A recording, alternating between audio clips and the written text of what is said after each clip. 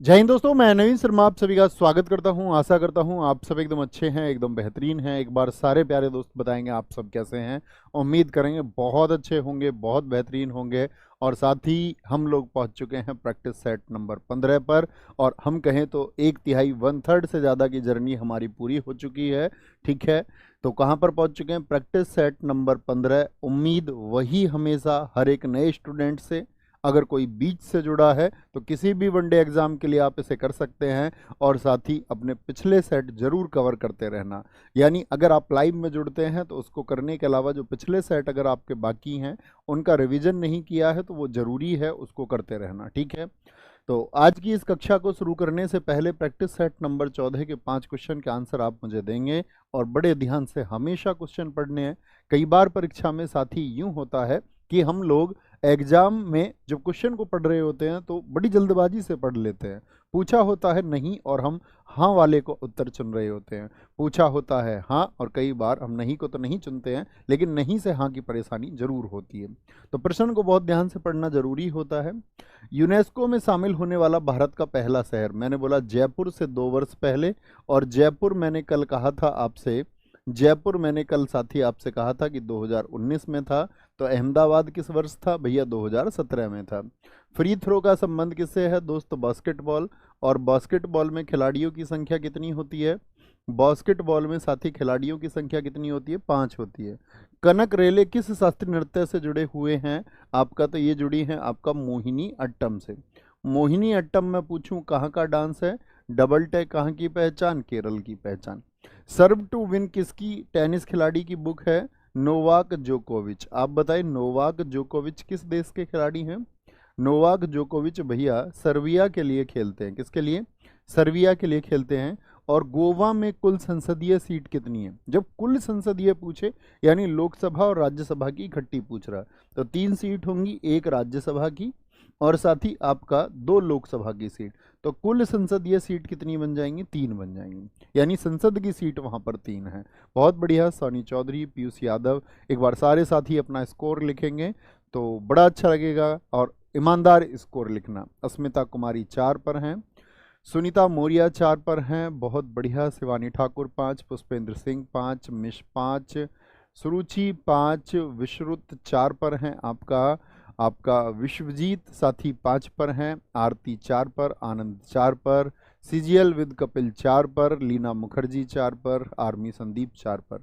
इस वाले प्रश्न में आपने गड़बड़ कर दी होगी, ठीक है ना? कुल संसदीय सीट नहीं समझ पाओगे, इसीलिए ज़्यादा स्कोर आज 4 है।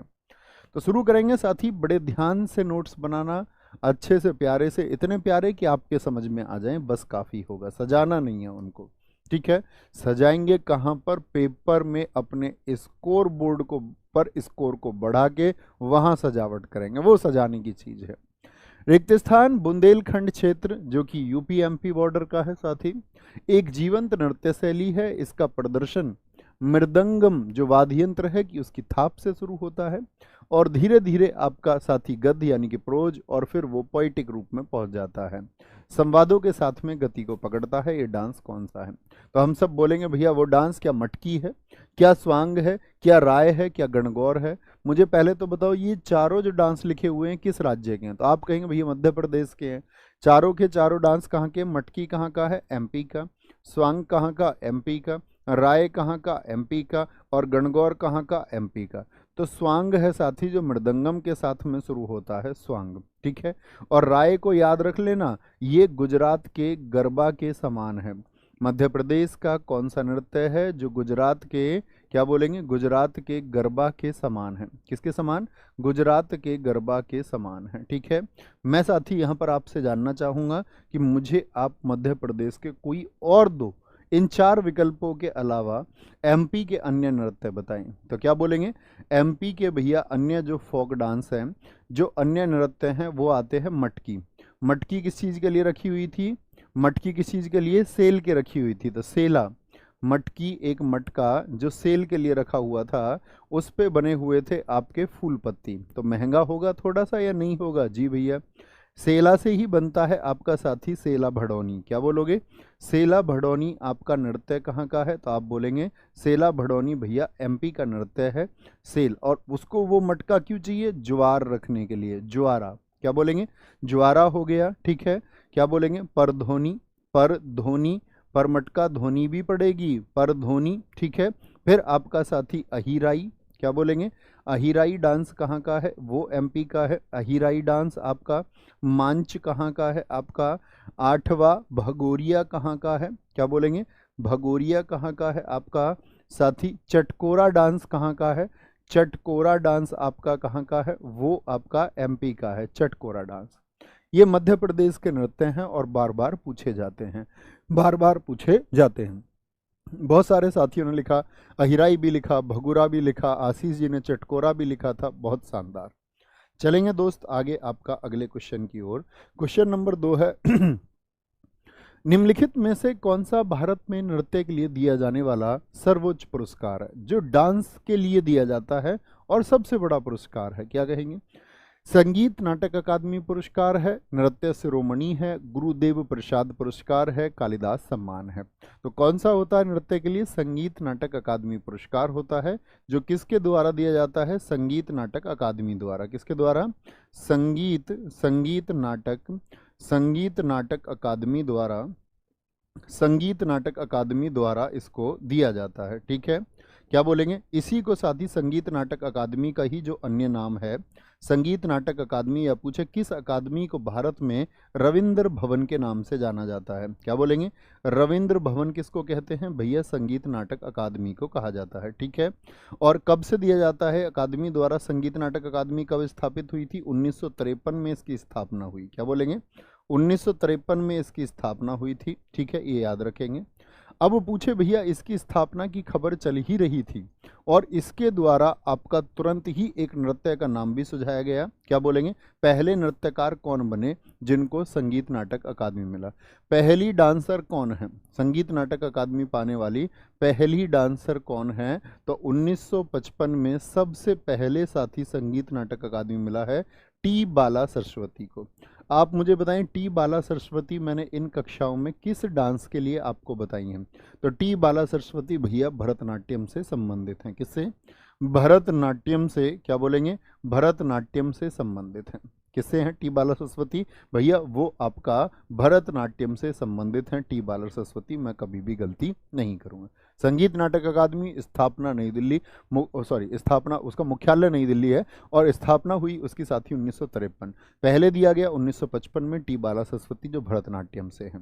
इंपॉर्टेंट क्वेश्चन बनेगा आपका, पिछले वर्ष 2023 में कौन कौन वो डांसर थे, 2023 के कौन कौन साथी आपका फोक डांस के डांसर्स थे जिनको आपका क्या मिला, साहित्य अकादमी द्वारा ये नृत्य पुरस्कार मिला, साहित्य के पुरस्कार मिले जिनको 2023 में। तो उनको एसएससी बहुत पूछता है, इनको इम्पोर्टेंट मार्क रखना। तो जैसे हम बोलेंगे इसमें पहला नाम आपका आएगा उर्मिला सत्यनारायण, क्या बोलोगे, उर्मिला सत्यनारायण। आप बताते चलेंगे ये किस डांस से जुड़ा हुआ नाम है, अगर बता सकते हैं तो, नहीं तो नोट करेंगे। उर्मिला सत्यनारायण भैया जो कि आपका भरतनाट्यम से जुड़ी हुई हैं, क्या बोलेंगे, भरतनाट्यम। भरतनाट्यम कहाँ का है, तमिलनाडु का है, ठीक है, तमिलनाडु का है। दूसरा आप बोलेंगे परीक्षित महतो, ठीक है, परीक्षित महतो। परीक्षित पहले क्या बोलेंगे, परीक्षा पहले कैसी होती है, छमाई की होती है, परीक्षित महतो भैया जो परीक्षा होती है पहले वो छमाई की होती है। तो 6 से कौन सा डांस बनता है, वो बनेगा आपका छऊ, क्या बोलोगे, छऊ 3 राज्यों में भैया होता है। जगदीश गंगानी, क्या बोलोगे, जगदीश जो है ना वो गंगा जी की आरती सुनाते टाइम थकता नहीं है, थक से क्या बनेगा, कथक बन जाएगा, क्या बनेगा, कथक साथी बनेगा मार्गी विजय कुमार, क्या बोलेंगे, मार्गी विजय कुमार। मार्ग में साथी आपका क्या बोलेंगे, विजय की कथा और कली कहे गए, विजय की कथा और कली कहे गए मार्ग में, ताकि लोग उस मार्ग में बोर महसूस ना करें। ऊषा गायत्री, ऊषा जिस दिन हमारे घर में गायत्री मंत्र हो ध्यान देना कच्ची पूड़ी ना बन जाए ईश्वर के लिए, क्या बोलेंगे, कच्ची पूड़ी। कच्ची पूड़ी कहाँ का है, आंध्रा का है साथी आपका। और भावेन बोरबायान 2023 में साथी आपका किस डांस से जुड़े हुए हैं। अगर आपने सबने इसका उत्तर बता दिया तो मैं इस क्लास को एक सफल कक्षा समझूंगा कि आप लोगों को जो समझाया जा रहा था वो आज तक आप ध्यान देते हुए आए हैं। भावेन बोरबयान का संबंध साथी मुझे बताएं किस आपका नृत्य से। तो बार बार बयान कब होंगे, बार बार बयान कब होंगे? बहुत बढ़िया जी। कुछ साथी तो असम लिख रहे हैं। असम नहीं दोस्त, हम राज्य का नाम थोड़ी ना लिख रहे थे, हम लिख रहे थे नृत्य का नाम। तो ये 6 पिछले वर्ष आपका साथी बहुत चर्चित चेहरे रहे साहित्य अकादमी के लिए। ठीक है, बहुत सारे साथियों ने बताया, बहुत गजब, बहुत शानदार। आगे आएंगे। नेक्स्ट है, डंडारी नृत्य शैली का संबंध भारत के किस राज्य से है? स्टेट बताना है साथी आपका, और डंडारी नृत्य शैली बतानी है। क्या बोलेंगे? डंडारी नृत्य शैली। जब तेल गर्म हो तो उसमें हाथ नहीं डालना है, उसमें डंडे से देखना है उसको। ठीक है, किससे देखना है? डंडे से। तेलंगाना। तेलंगाना के और डांस मुझे बताएं। एक एक डांस की उम्मीद आप सबसे करूंगा। पेरिनी शिवतंदम, जैसे मैंने बताया, पेरिनी शिवतंदम आपका कहाँ का डांस है भैया? ये आपका दोस्त तेलंगाना का डांस है। चिंदू भागवतम कहाँ का डांस है? चिंदू भागवतम कहाँ का डांस है? ये आपका धीमसा सारे लोग जानते हैं। जी भैया, धीमसा सारे लोग जानते हैं। भैया मैं पूछूं, दप्पू सारे लोग जानते हैं? जी। लंबाड़ी सारे लोग जानते हैं? बड़ा पूछा जाता है लंबाड़ी, मार्क कर लो, इम्पोर्टेंट। लंबाड़ी हो गया भैया। गुसादी होता है, कल बताया था, कल बताया था। कौन व्यक्ति थे जो गुसादी से संबंधित थे? गुसादी से संबंधित व्यक्ति कौन थे? तो गुसादी, लंबाड़ी आपका दप्पू हो गया साथी, पेरिनी शिवतंदम हो गया। एक नृत्य शैली यहाँ पर कौन सी होती? उत्सव होता है, जैसे बोनालू उत्सव, बोनालू नृत्य शैली भी है। ठीक है, मुझे बताओ दोस्त, यहाँ पर बोलेंगे भैया कनक राजू, कनक राजू कई दोस्तों ने लिखा, बहुत गजब। हरियाणा के दोस्त बताएंगे। हरियाणा के लड़के तो आप जानते पहलवानी में प्रसिद्ध हैं। रात वही धमाल कर दिया, रात वही धमाल कर दिया। हरियाणा का एक लड़का फिर से मेडल ले आया, रात वही धमाल कर दिया। केरल के लोग, केरल सबसे ज्यादा साक्षर है। जी भैया, पढ़े लिखे सबसे ज्यादा। जी भैया, तो यहाँ पर केरल के जो हैं पढ़ियनी, पढ़ियनी और भैया पढ़ाई के चक्कर में चकियार कूथू, पढ़ाई के चक्कर में सब कुछ भूल जाते हैं।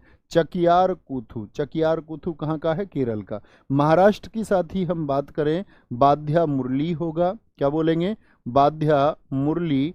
और महाराणा जी, महाराणा जी ने बांध लिया, बांध लिया, बांध लिया मुरली को, क्योंकि वो कैसा है? लेजी में। अच्छा, तू लेजी रहेगा, हमारे प्रदेश का नाम नीचा करेगा। महाराणा जी ने उसको बांध लिया। किसको बांध लिया? महाराणा जी ने बांध लिया लेजी को। बोले मेहनत कर घर चलाना है तो। बांध्या मुरली और लेजिम कहाँ के हैं? ये आपका महाराष्ट्र के हैं। निम्नलिखित में से कौन सा संगीत वाद्य यंत्र कंजीरा के वादन के लिए प्रसिद्ध है? कंजीरा के लिए किसको जानते हैं, बताएंगे जरा। पन्नालाल घोष दोस्त किसके हैं, बताएं जरा। पन्नालाल घोष पिछली बार एसएससी में छाए रहे, ये छाए रहे एसएससी में पन्नालाल घोष। एसएससी का कोई फॉर्मेट ऐसा नहीं था जिसमें इनको ना पूछा गया हो। ठीक है, पुदुकोट्टई दक्षिणामूर्ति पिल्लई, ये किससे जुड़े हुए हैं? कंजीरा से जुड़े हुए हैं। एस.वी. राजाराव साथी आपके मृदंगम से जुड़े हुए हैं, मृदंगम से जुड़े हुए हैं। और किशन महाराज, आप सारे लोग बताएंगे, महाराज लोग क्या बोलेंगे? किशन महाराज में तो भैया बल है। अन्य कंजीरा वादक अगर मुझे बताएं आप, कंजीरा वादक कौन कौन आप जानते हैं, बताएं जी साथी। तो कंजीरा वादकों में जी हरिशंकर, क्या बोलेंगे? जी हरिशंकर का नाम हम नहीं भूलेंगे भैया। जी हरिशंकर हैं आपके। पी सुब्रमण्यम पिल्लई हैं। कौन है? पी सुब्रमण्यम। पी सुब्रमण्यम पिल्लई का संबंध किससे है? वो कंजीरा वादन से हैं। किससे है? कंजीरा वादन से हैं। यहीं पर साथी कंजीरा के जैसा ही एक अलग आता गिटार। क्या बोलेंगे? गिटार वादकों में सबसे प्रसिद्ध नाम कौन बता रखा है, बताएं जरा। अगर मैं आपसे पूछूं ऐसा ही वाद्य यंत्र गिटार, गिटार वादक कौन कौन है, तो सबसे बड़ा नाम आएगा आपका, सबसे बड़ा नाम आता है ब्रजभूषण काबरा का। किसका? ब्रजभूषण, ब्रजभूषण काबरा। ब्रजभूषण काबरा का संबंध किससे है? आप कहेंगे गिटार से है। बेजू धर्मराज, क्या बोलेंगे? बेजू धर्मराज का संबंध किससे है? आपका साथी गिटार से है। और आप ही से दोस्त पूछे एहसान नूरानी, क्या पूछे? एहसान, एहसान नूरानी का संबंध किससे है? तो हम बोलेंगे वो गिटार से है। एहसान नूरानी का संबंध किससे है? गिटार से है। निंजू बिया, क्या लिखा इन्होंने? निंजू बियर, आपका दोस्त उन्होंने बताया ब्रजभूषण काबरा जी का नाम। बहुत शानदार, वेरी गुड। आगे चले, नेक्स्ट क्वेश्चन। अगला प्रश्न है, राधा श्रीधर का संबंध निम्नलिखित में से किस शास्त्रीय नृत्य से है? यानी कौन से क्लासिकल डांस से जुड़ी हुई थी? सर पढ़ाई करते समय नींद बहुत आती है दोस्त, कक्षा में उत्तर के अलावा कुछ और बातें नहीं करनी है, ठीक है? ये मेरी आपसे हाथ जोड़ के विनती है, अपने भविष्य को कहीं और मत जाने दीजिए, आपका स्थान किसी और को मत लेने दीजिए। अगर आप मेहनती हैं और मेहनती नहीं है तो फिर कोई और चुनाव करिए साथी, फिर इस मेहनत का कोई अर्थ नहीं है, ठीक है? क्या बोलेंगे? राधा श्रीधर का संबंध निम्नलिखित में से किस शास्त्रीय नृत्य से है? तो राधा श्रीधर का संबंध भरतनाट्यम, नंबर आपका साथी सत्रिया से, या फिर कथक से, या फिर मणिपुरी से होगा। भैया राधा जी के आगे श्री कहाँ पे लगाते हैं? भारत में लगाते हैं। भारत में ही दोस्त आपका जो सुधा रानी है ना, सुधा रानी है, वो रघुपति की, क्या बोलेंगे? रानी को सुध है रघुपति की, कहाँ पर? भारत में। क्या बोलेंगे? रानी को सुध है किसकी? रघुपति भगवान श्री राम की। ये कहाँ पर मिलेगा आपको? भारत में मिलेगा। अडियार, क्या बोलेंगे? अडियार के लक्ष्मण, अड़ जाते थे यार लक्ष्मण, कहाँ पर? भारत में। किसके लिए? रघुपति के लिए। अडियार के लक्ष्मण हो गए। और रमा वैद्यनाथन, क्या बोलेंगे? रमा वैद्यनाथन, याद रख लेना, राम जी के पास वैद्य नहीं थे, तभी तो उन्होंने हनुमान जी को भेजा, मतलब वैद्य तो थे, हनुमान जी को भेजा फिर संजीवनी के लिए, तो वो तो वैद्य नहीं तो बताया कहाँ पे संजीवनी मिलेगी। ऐसे याद रख लो, राम जी के पास वैद्य थे, ठीक है? सत्रिया से साथ ही बात करें, एक नाम याद रख लेना, रामकृष्ण तालुकदार। तालुकदार रूट वर्ड को याद रखेंगे, बारबयान को जैसे आपने याद रखा। रामकृष्ण तालुकदार का संबंध किससे? भैया सत्रिया से। कथक से पूछे शशि सांखला। अच्छा, शशि किसका पर्यायवाची है जरा बताओ? शशि किसका पर्यायवाची? चंद्रमा। चंद्रमा तक श्रृंखला कौन बनाएगा? जो थकेगा नहीं, चंद्रमा तक श्रृंखला वही बनाएगा। मणिपुरी की हैं अखम लक्ष्मी देवी, क्या बोलोगे? अखम लक्ष्मी देवी का संबंध किससे है? वो साथी मणिपुरी से है। अखम लक्ष्मी देवी किससे जुड़ी हुई हैं? मणिपुरी से जुड़ी हुई हैं। बोलो भैया गजब, मजा आ गया। और जब तक पढ़ने में मजा नहीं आएगा ना, जब तक चिंता करते रहोगे किसी और चीजों की, और जिस दिन आप ये बोलने लगेंगे भैया पढ़ने में मजा आ गया, उस दिन आप देखना अंदर से जो लोग कहते हैं ना कि पढ़ाई नहीं होती है, फिर आप अपना समय सिर्फ और सिर्फ पढ़ने में बिताना चाहोगे। फटोरपा यात्रा और मांडो उत्सव निम्नलिखित में से किस राज्य से? फटोरपा कहाँ पे होता है? कहाँ पे लोग यात्रा को जाना चाहते हैं? फट से यात्रा पे कहाँ पे जाना चाहते हैं? मंडे को भी जाना चाहते हैं, संडे हो या मंडे, रोज जाओ गोवा। क्या बोलेंगे भैया? बहुत लोगों की ऐसी नियति होती है, क्या बोलेंगे? गोवा। और गोवा में और कौन कौन से हैं भैया? बोंड्रम। गोवा में तो भैया ड्रम व्रम बहुत बजते रहते हैं, ड्रम बजते हैं वहाँ, सिंगिंग बहुत होती रहती है, ठीक है? सब लोग वहाँ पे अंगूर खा के बीच के किनारे लेटे रहते हैं। जी हाँ, अंगूर। एक आपका मैंगो फेस्टिवल होता है, मैंगो, ये सब फेस्टिवल के नाम है दोस्त, क्या बोलेंगे? मैंगो फेस्टिवल वहाँ पर होता है। कुछ आप बताएंगे तो क्या बोलते हैं? सब आओ जाओ, सो जाओ। क्या, कौन सा फेस्टिवल है? साओ जाओ फेस्टिवल। साओ जाओ फेस्टिवल कहाँ का है? ये गोवा का है दोस्त। लेकिन भैया वहाँ तो वो जाएंगे थ्री किंग्स, आप अक्सर देखते होंगे तीन दोस्त होते हैं, वही अक्सर घूमते हैं। लेकिन भैया गोवा में अभी तो धूप बहुत होगी, सन बर्न हो जाएगा। सन क्या कर देगा? बर्न कर देगा स्किन को, और स्किन को बोलते हैं छिलका, उतार लो इसको। क्या बोलेंगे? Sunburn. तो चिक्कल क्या हो जाएगा? एसएससी पिछले वर्ष हर एग्जाम में लगभग पूछा, चिक्कल कालो। चिक्कल कैसा पड़ जाएगा? सनबर्न होगा तो भैया काला पड़ जाएगा। वास्को भी गया था यहाँ घूमने या नहीं? वास्को डिगामा, जी हाँ, वास्को डिगामा भी गया था। वास्को डिगामा ने भी कहा था भाई वाह ये तो बहुत अच्छी जगह है, ठीक है? क्या बोलेंगे? वास्को डिगामा ने भी कहा था चिक्कल कालो सर्वव्य के जे, बहुत शानदार, ठीक है? क्या बोलेंगे? ये सब किसके हैं? ये साथी आपका गोवा के फेस्टिवल हैं। कर्नाटक के फेस्टिवल्स की बात करें साथी, क्या बोलेंगे? कर्नाटक, वेरा मुंडी, मुंडी करती है नाटक, वेरा मुंडी कहाँ का है? ये कर्नाटक का है, ठीक है? क्या कहती है? नाटक करती है कि तुमने पौध लगाई, कहती मैं कल लगाऊंगी पौध।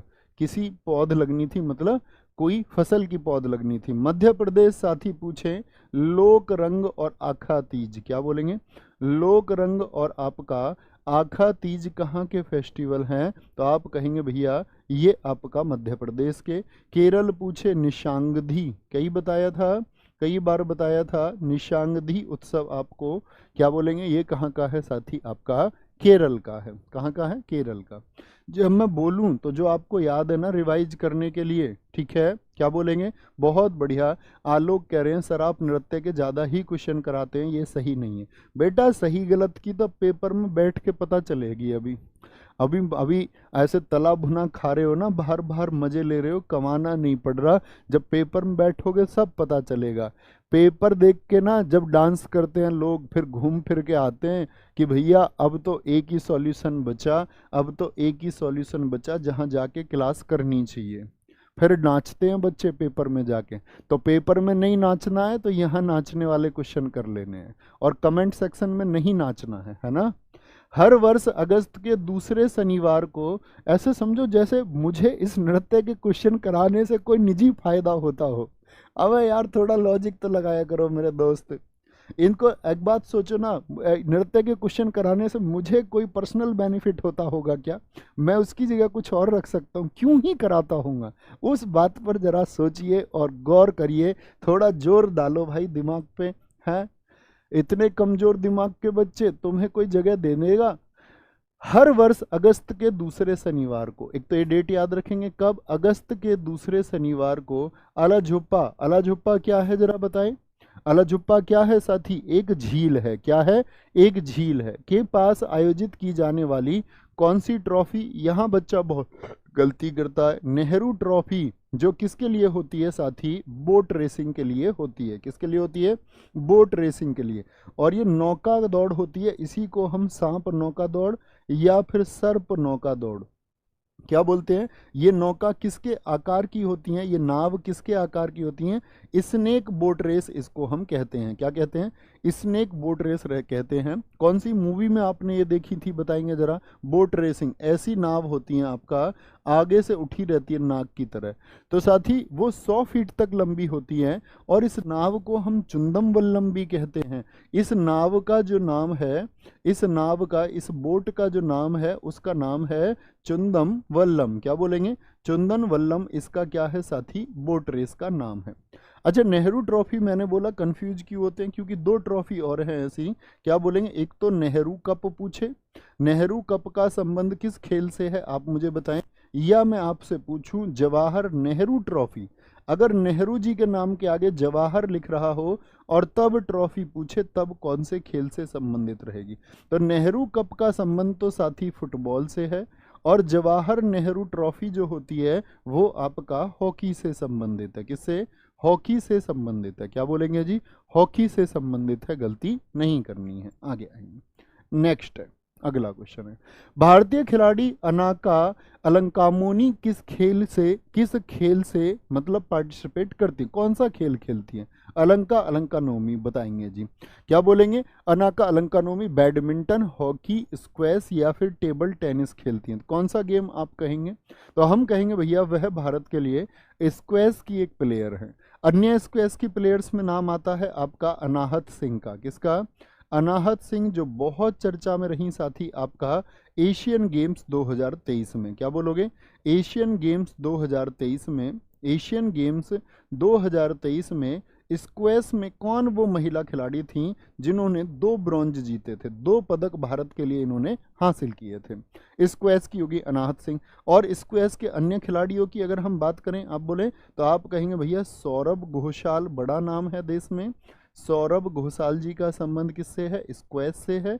आपसे पूछे ज्योत्सना चिन्नप्पा, बहुत इंपॉर्टेंट है, ज्योत्सना चिन्नप्पा और डीके दिनेश कार्तिक की वाइफ, क्या नाम है उनका? दीपिका पल्लीकल। क्या बोलेंगे? दीपिका पल्लीकल का संबंध, दीपिका पल्लीकल का संबंध आपका साथी, दीपिका पल्लीकल का संबंध किससे है? तो वो स्क्वैश से है। टेबल टेनिस के खिलाड़ी अक्सर एग्जाम में पूछे जाते हैं। SK रॉय मेरे दोस्त, लव यू टू। क्या बोलेंगे यहाँ पर? टेबल टेनिस के खिलाड़ियों में बताइए आपका कौन है भैया? एक तो मैं कहूँगा शरथ कमल है। कौन है? शरथ कमल किसके खिलाड़ी हैं देश में? आपका टेबल टेनिस के खिलाड़ी हैं। एक मैं बोलूँगा मनिका बत्रा, क्या बोलेंगे? मनिका बत्रा का संबंध किससे है? टेबल टेनिस से है। एक साथी मैं आपसे बोलूँगा मोमा दास का संबंध किससे है आपका? तो आप बोलेंगे भैया टेबल टेनिस से है। किससे है? टेबल टेनिस से है। टेबल टेनिस से, गलती नॉट अलाउड। आगे आएंगे अगले क्वेश्चन पर। इंडियन प्रीमियर लीग आईपीएल की बात कर रहे हैं। आईपीएल क्रिकेट टूर्नामेंट का पहला संस्करण, आईपीएल का जो पहला संस्करण हुआ निम्नलिखित में से किस वर्ष आयोजित किया गया था? आईपीएल, पहला आईपीएल कब हुआ था? और ये भी बताना कि वर्तमान में कौन से नंबर का आईपीएल चल रहा है, अभी चल रहा है। और आज का मैच जोरदार है, चेन्नई सुपर किंग और आरसीबी का। देखे क्या होता है। तो क्या बोलेंगे भैया? 2008, 2018, 2003 या फिर 2015? तो बोलेंगे आईपीएल पहली बार 2008 में हुआ। और इसके साथ ही जो प्रथम विजेता थे कौन रहा है आईपीएल का? ये बहुत इंपॉर्टेंट क्वेश्चन है। प्रथम विजेता रहा है राजस्थान रॉयल्स। और प्रथम आपसे पूछे उप विजेता कौन रहा है? पहली बार जो रनर अप रहा साथी आपका, कौन सी टीम दूसरे स्थान पर रह गई थी? तो सीएसके। मुझे बताओ साथी, सीएसके ने आईपीएल का खिताब कितनी बार जीता है? क्या बोलेंगे? सीएसके ने जो आईपीएल का खिताब है, सीएसके भैया 5 बार जीत चुकी है आपका, 5 बार जीत चुकी है। और मुंबई इंडियंस भी 5 बार जीत चुकी है। बताना आज कौन जीतेगा? क्या बोलेंगे? सीएसके 5 बार और आपका मुंबई इंडियंस 5 बार जीत चुकी है। 2023 जो पिछला वाला था साथी, इसमें विजेता कौन रहा था? इसमें विजेता रहा था आपका सीएसके। और 2023 में साथी रनर अप रहा था गुजरात टाइटंस। क्या बोलेंगे? 2023 में उपविजेता, ये इंपॉर्टेंट मार्क करना, जीटी अर्थात गुजरात टाइटंस, गलती नहीं करनी है। अब पूछा जाएगा आपके एग्जाम में आईपीएल 2024 का जो पहला मैच है वो कौन सी 2 टीमों के बीच में हुआ? आईपीएल इंडियन प्रीमियर लीग जो 2024 का साथी आपका जो पहला मैच हुआ वो किन किन के बीच में हुआ बताएंगे? पहला मैच कौन सी 2 टीम के बीच में हुआ? तो पहला मैच हुआ आपका सीएसके वर्सेज आरसीबी। आज फिर है, ठीक है। जिसको विजेता कौन रहा था या पूछे आईपीएल 2024 का पहला मैच, उसमें विजयी कौन रहा? तो सीएसके विजयी रहा है। आईपीएल में सबसे ज़्यादा रन पूछूं मैं, आईपीएल में साथी सबसे ज़्यादा रन किसके हैं? क्या बोलेंगे? आईपीएल में सबसे ज़्यादा रन किसके बताओगे? भैया रन मशीन कौन है? कोहली। कोहली के सबसे ज़्यादा रन हैं। आईपीएल में सबसे ज़्यादा विकेट में बोलूं तो विकेट क्या बोलेंगे भैया? चुलबुले चहल के हैं। किसके हैं? यजुवेंद्र चहल के। देखा, शैतानी करता रहता है मैदान पे। अच्छा मुझे बताओ आईपीएल का जो साथी पहला शतक इस बार रहा, क्या बात करेंगे यहाँ पर? मुझे बताओ 2024 आईपीएल की जो पहली सेंचुरी लगाई, पहला शतक लगाया, वो किसने लगाया? पहला शतक किसने लगाया? तो आप बोलेंगे पहला शतक भैया विराट कोहली ने लगाया। 113 रन बनाए थे। किसके खिलाफ जी? राजस्थान रॉयल्स के खिलाफ। और आईपीएल के इतिहास का सर्वाधिक स्कोर, आईपीएल के इतिहास का सर्वाधिक स्कोर का रिकॉर्ड भी बन चुका है। इतिहास का जो सबसे बड़ा स्कोर है वो कौन सा बन चुका है? सबसे बड़ा स्कोर कौन सा बन चुका है? तो सबसे बड़ा स्कोर भैया बन चुका है 287 रन पर 3 विकेट। ये किसका था? आपका रॉयल चैलेंजर बेंगलुरु का था, आरसीबी का था कि नहीं, सनराइजर हैदराबाद का था। आरसीबी के तो खिलाफ बनाया था। किसका है? सनराइजर हैदराबाद। क्या बोलेंगे? सनराइजर हैदराबाद का, एसआरएच का है। क्या बोलेंगे? 287। बहुत सारे साथियों ने गजब उत्तर लिखे। सनातनी अर्जुन उनमें से एक हैं। बहुत गजब। क्या बोलेंगे? बहुत शानदार। नेक्स्ट क्वेश्चन पर चलते हैं। अगला क्वेश्चन है, एक सामान्य फ्री स्टाइल कुश्ती, कुश्ती समझते हैं ना, रेसलिंग के मुकाबले में 3-3 मिनट की रिक्त स्थान अवधियों में विभाजित किया जाता है, जिनके बीच में 30 सेकंड का एक ब्रेक होता है। तो आज के बाद आप बोलेंगे जैसे भैया हॉकी फुटबॉल में हम कहते हैं 15 मिनट का ब्रेक है, तो बॉक्सिंग में ब्रेक कितनी देर का होता है? 30 सेकंड का होता है। और 3-3 मिनट की कितने साथी आपका? क्या बोलेंगे? 3-3 मिनट के 2 राउंड होते हैं। क्या बोलेंगे? कुश्ती में 3-3 मिनट के कितने राउंड होते हैं? क्या बोलेंगे? 2 राउंड होते हैं आपका। अच्छा अगर मैं पूछूं कुश्ती साथी, कुश्ती आपका ओलंपिक में शामिल कब हुआ था? कुश्ती को ओलंपिक में शामिल कब किया गया? कुश्ती ओलंपिक में, तो यहाँ से पूछे मेल ओलंपिक में मेल कुश्ती 1920 में शामिल हुई, और साथ ही फीमेल आपसे पूछे तो 2004 एथेंस ओलंपिक से। क्या बोलेंगे? 2004। ठीक है।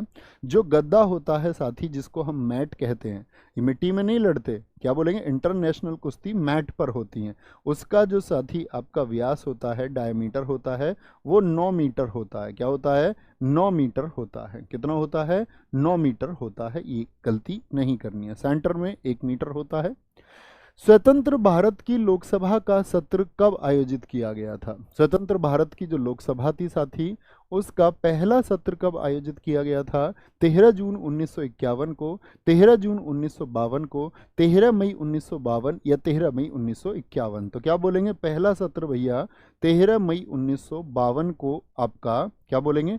पहला सत्र आयोजित हुआ। मुझे बताओ पहले आम चुनाव कब हुए थे, किस वर्ष हुए थे पहले आम चुनाव? भाई सरकारें तो 1947 में भी गठित हो गई थी, जिसमें नेहरू जी को प्रधानमंत्री बना दिया, लेकिन चुनाव हुए 1951 से लेकर के आपका 52 तक चले। 1951-52 इसीलिए कहते हैं। यहाँ पर साथी नेता पक्ष कौन बना था? क्या बोलेंगे? नेता पक्ष प्रथम कौन बना है देश में? यानी कि आपका जिसका बहुमत है, तो नेता पक्ष कौन थे? नेहरू जी थे नेता पक्ष। मैं पूछूं आपसे साथी, नेता प्रतिपक्ष कौन बना है देश में पहला? नेता प्रतिपक्ष कौन रहा लोकसभा में? नेता प्रतिपक्ष क्या बोलेंगे? पहला, यानी कि जो विपक्ष का है, विपक्ष का पहला कौन रहा था? राम सुभग सिंह रहे हैं। कौन रहे हैं? राम सुभग सिंह रहे हैं। राम सुभग सिंह कब रहे थे? ये आपका 1969 में। लेकिन ये जो साथी नेता विपक्ष था, इसको मान्यता प्राप्त नहीं थी। मान्यता कब प्राप्त हुई है? तो पूछे नेता विपक्ष को साथी संवैधानिक मान्यता, जो कॉन्स्टिट्यूशनल साथी वैलिडिटी मिली, इसको संवैधानिक मान्यता किस वर्ष मिली? बताएंगे। नेता विपक्ष को संवैधानिक मान्यता, नेता विपक्ष पद को, तो आप बोलेंगे 1977 में इसको साथी मान्यता मिल गई। कब मिली है? बोलेंगे क्या बोलेंगे जी? 1977 में मिल गई है।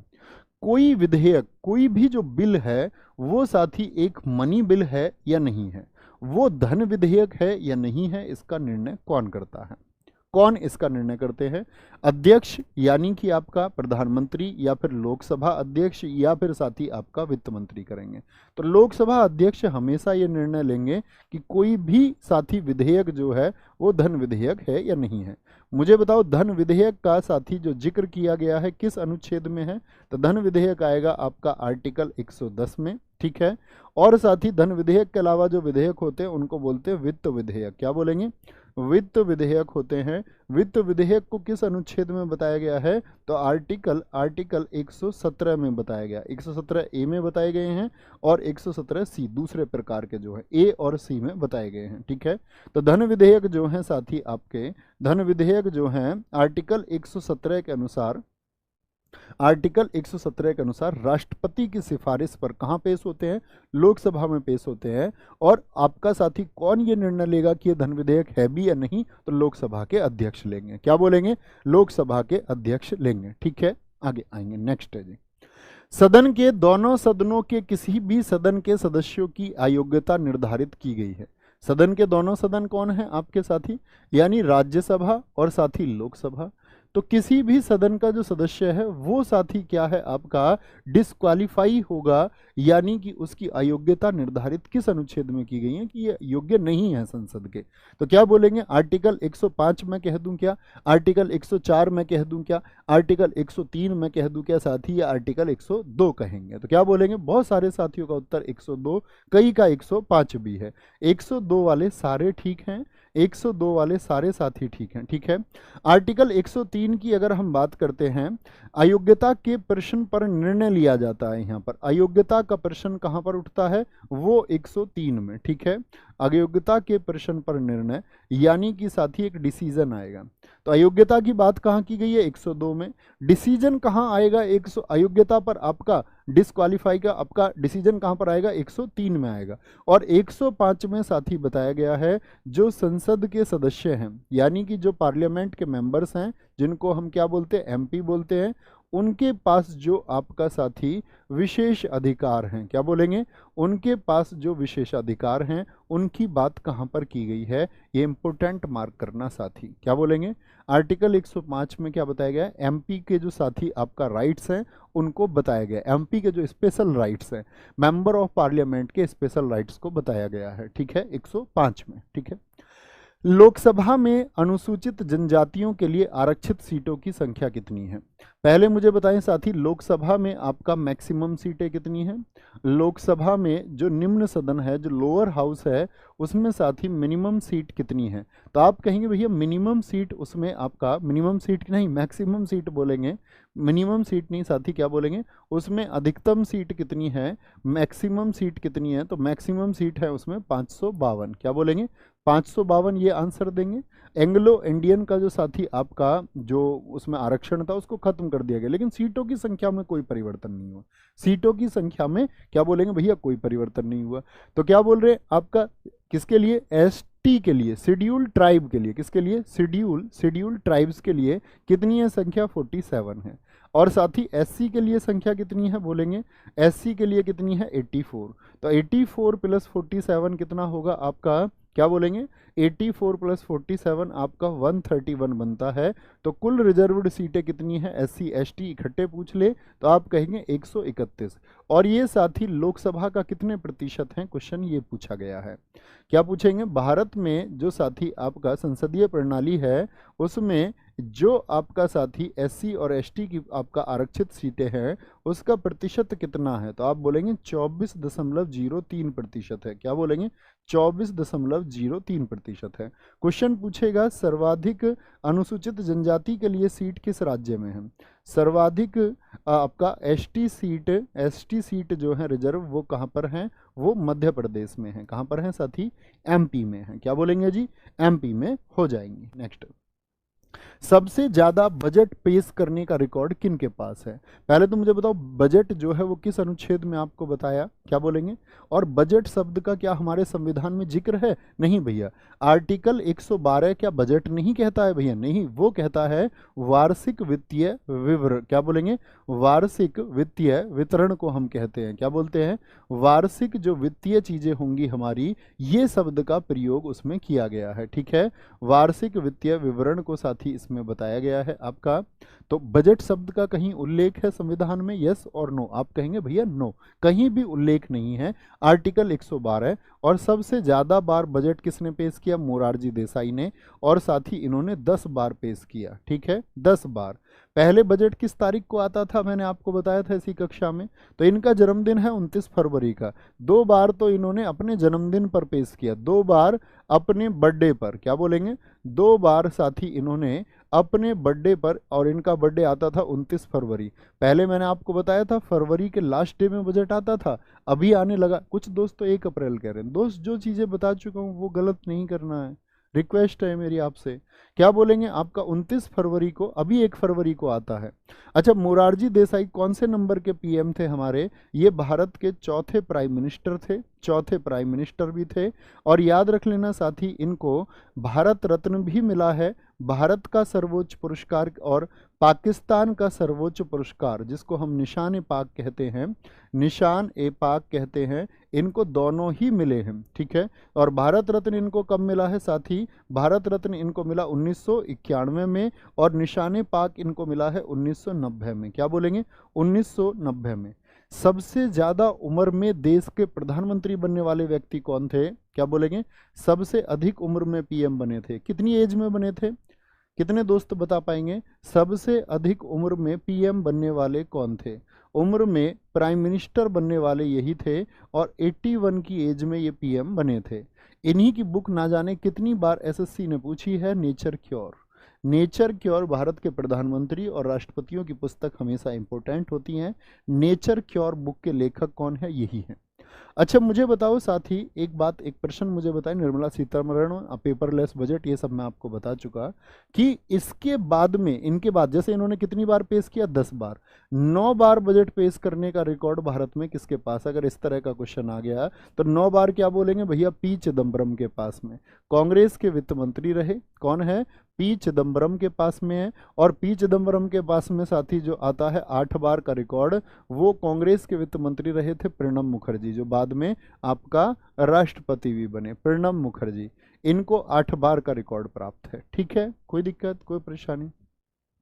नेक्स्ट क्वेश्चन है, भारत सरकार का कौन सा मंत्रालय है जो केंद्रीय बजट को प्रस्तुत करता है?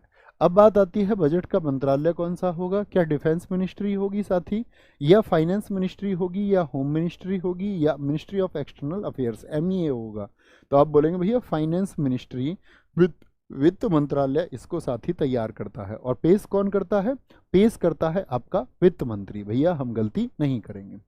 नेक्स्ट क्वेश्चन है, हर्षवर्धन का राजवंश कितने विशिष्ट प्रकार के प्रदेशों में विभाजित था?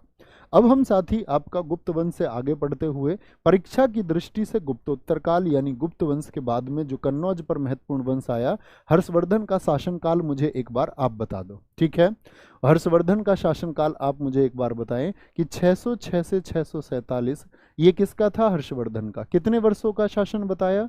तो हर्षवर्धन कहाँ पर आपका साथी अपनी राजधानी को बनाता है? तो आप बोलेंगे हर्षवर्धन का जो राजवंश है साथी वो दो प्रकार के प्रदेशों में विभाजित था, जिसको उसने पूर्व प्रदेश और दक्षिण प्रदेश का नाम दे रखा था। तो याद रख लेना, पूर्व में इसका जो शासन था वो कामरूप असम तक, बहुत पूछा जाता है कामरूप किसका प्राचीन नाम था? कामरूप असम तक। ठीक है, और दक्षिण में साथी इसका जो साम्राज्य था, साउथ में जो इसका साथी एम्पायर था वो नर्मदा रिवर तक था। कहाँ तक था? नर्मदा रिवर अर्थात आपका MP तक इसका शासन था। ठीक है, अच्छा मुझे बताएंगे इनकी सिस्टर का नाम मैंने क्या बताया? याद रखना दोस्त, इनका याद रखेंगे, इनकी जो बहन थी, इनकी जो सिस्टर थी, इनकी बहन राज्यश्री की शादी कहाँ की थी इन्होंने? राज्यश्री की जो शादी हुई वो ग्रहवर्मन से हुई। किससे हुई? राज्यश्री की शादी जो हुई इनकी बहन की, वो साथी आपका ग्रहवर्मन से हुई, ग्रहवर्मन। और इसी ग्रहवर्मन की जो हत्या है वो दो लोगों ने मिलके कर दी। किस किस लोगों ने? उसमें से एक था साथी आपका देवगुप्त, क्या बोलेंगे? एक तो था देवगुप्त और एक था आपका शशांक। क्या बोलेंगे? शशांक ने क्या कर दी? इनकी हत्या कर दी। क्या बोलेंगे? दोनों ने क्या कर दी? इनके जो जीजा थे उनकी हत्या कर दी दोनों ने। ठीक है, दोनों ने मिलके हत्या कर दी। अब हर्षवर्धन के जो भाई थे बड़े राज्यवर्धन, मैंने कल बताया, वो बदला लेने जाते हैं तो उनकी तो मौत हो जाती है। तो ये कहाँ पर थे पहले? इनका साम्राज्य तो कहाँ था? हरियाणा। तो हरियाणा से इनको कहाँ जाना पड़ा? कन्नौज में जाना पड़ा। कहाँ जाना पड़ा? कन्नौज। मैंने कहा था मैं आपसे पूछूंगा, तो मुझे बताओ हरियाणा में ये कहाँ पर थे? हरियाणा में भैया ये थानेश्वर में थे, और कन्नौज में फिर ये आए आपका। तो हर्षवर्धन ने आकर के इस शशांक को फिर हराया। ठीक है, देवगुप्त तो पहले ही हार गया, आके शशांक को हराया। और ये देवगुप्त जो है साथी आपका, ये देवगुप्त ये मालवा MP का शासक था। कहाँ का शासक था?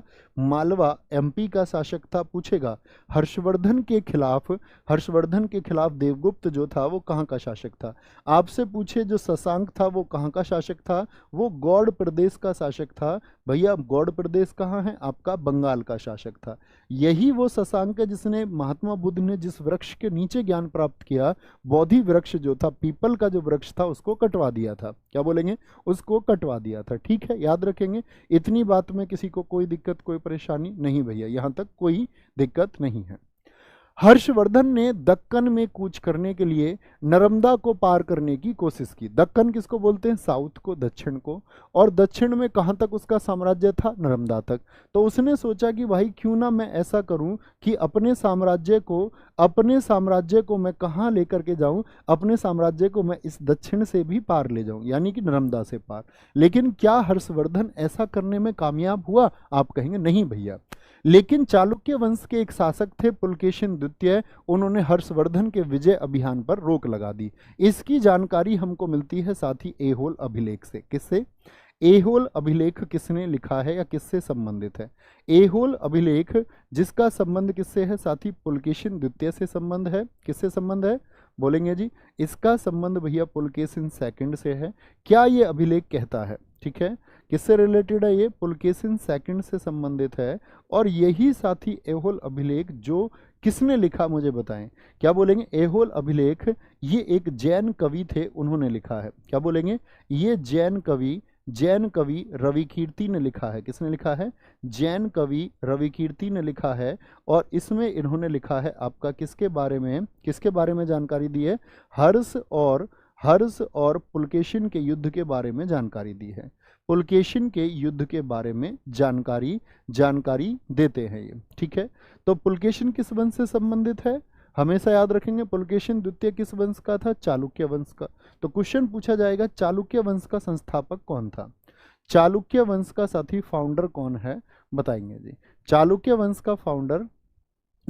वंश का जो संस्थापक है वो पुलकेशिन प्रथम है साथी। कौन है, पुलकेशिन प्रथम है। कितने दोस्त मुझे बता सकते हैं ये जो युद्ध हुआ नर्मदा नदी के किनारे, ये किस वर्ष में हुआ, कि किस वर्ष में आपका युद्ध हुआ। तो इसके बारे में हमको जानकारी मिलती है किससे, ऐहोल अभिलेख से। और ये कहते हैं पुलकेशिन द्वितीय और आपका पुलकेशिन सेकंड, पुलकेशिन द्वितीय का जो युद्ध हुआ ये हुआ 618 एडी में। और इसमें पुलकेशिन द्वितीय कौन हो गया, पुलकेशिन द्वितीय विजयी हुआ। यानी जीत किसकी हुई है, पुलकेशिन सेकंड की जीत हुई है, ठीक है। अभी कभी आपसे ये भी पूछे कि आपका जैन कवि रविकीर्ति का संबंध किस राजा से है, तो क्या कहेंगे साथी, पुलकेशिन द्वितीय से है। कोई दिक्कत कोई परेशानी नहीं जी, आगे आए। ऐहोल शिलालेख निम्नलिखित में से किस शासक के साथ जुड़ा हुआ है, ये यही प्रश्न आ गया जिसकी हम अभी बात कर रहे थे। ऐहोल शिलालेख साथी आपका पुलकेशिन द्वितीय से जुड़ा हुआ है। कहाँ पर स्थित है ये ऐहोल शिलालेख, अगर मैं आपसे पूछूं, चालुक्य वंश का है, रविकीर्ति ने लिखा, तो याद रख लेना ये साथी मेगुती जैन मंदिर से संबंध रखता है। किससे, मेगुती जैन मंदिर, जो कि कहाँ पर है आपका, कर्नाटक में स्थित है। वहीं पर ऐहोल अभिलेख भी है। मेगुती जैन मंदिर कर्नाटक में स्थित है। क्या बोलोगे, कर्नाटक में साथी क्या है ये, कर्नाटक में ये स्थित है, याद रखेंगे, ठीक है।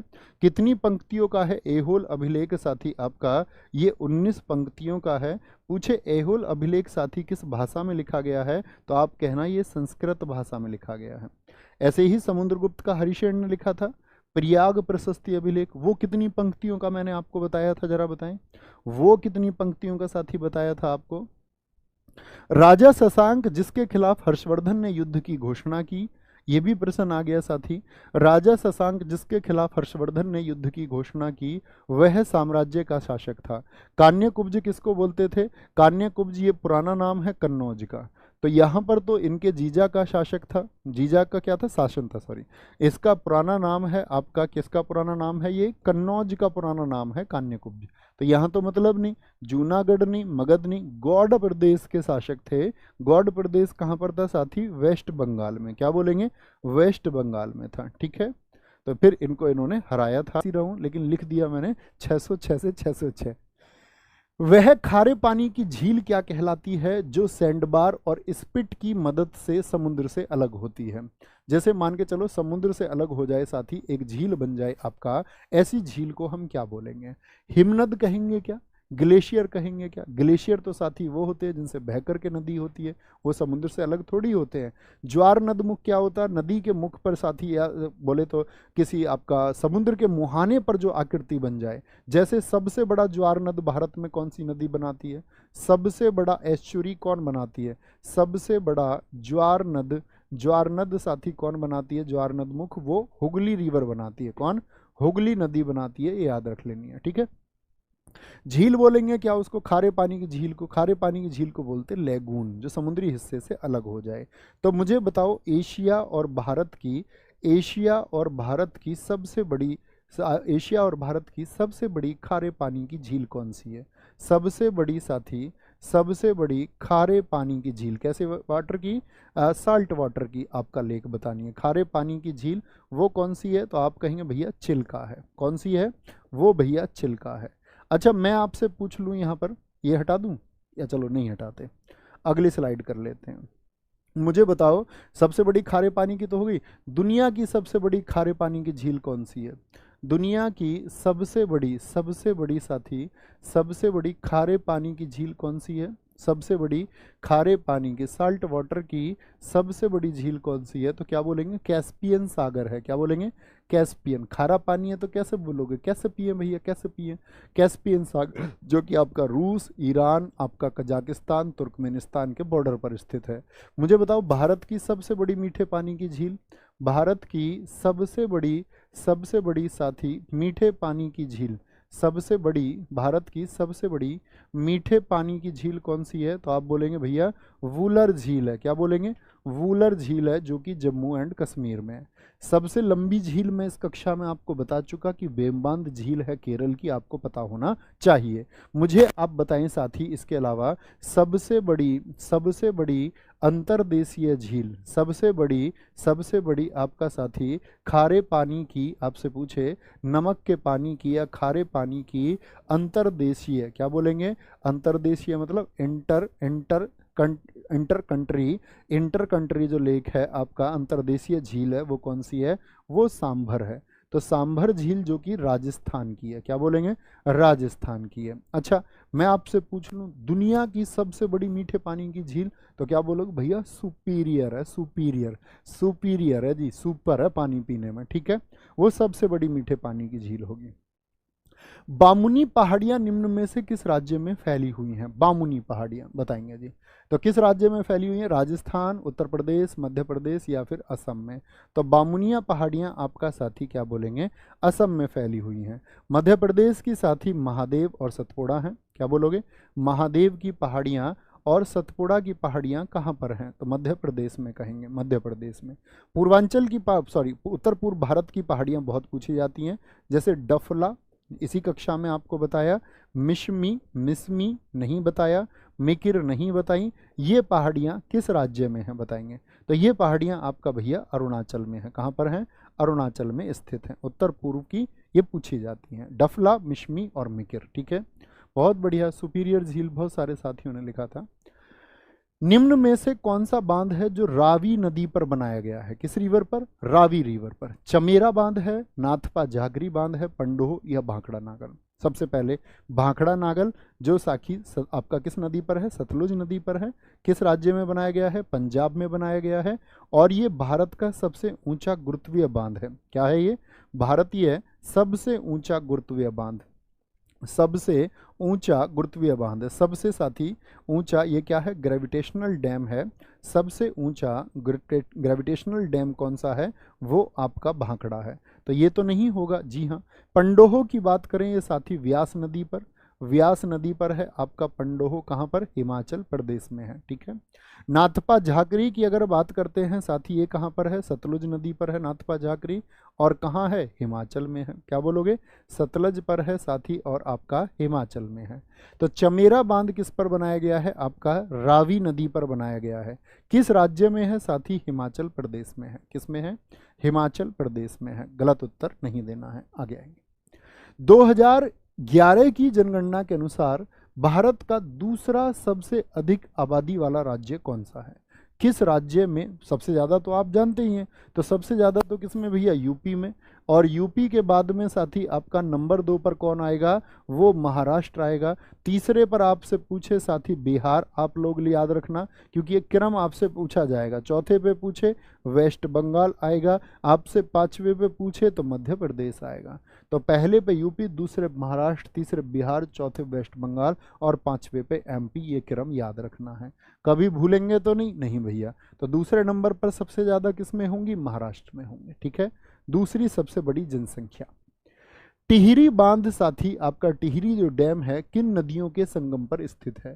भागीरथी और भीलांगना, भागीरथी और अलकनंदा, अलकनंदा और बाणगंगा, या उपयुक्त में से कोई नहीं।